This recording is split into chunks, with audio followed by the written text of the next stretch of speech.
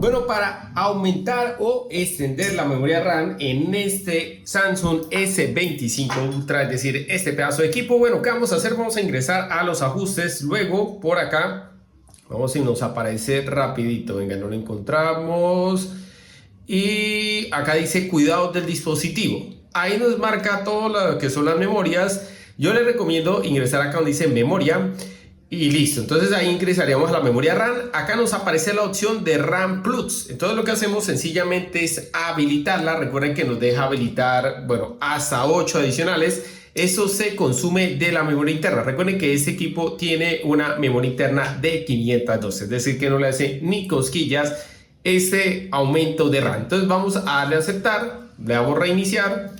Y ahí, como nos damos cuenta, ya aumentaron esas 8 y ya el equipo me quedó con un total, creo que sí me lo está sumando bien, un total de 12. Bueno,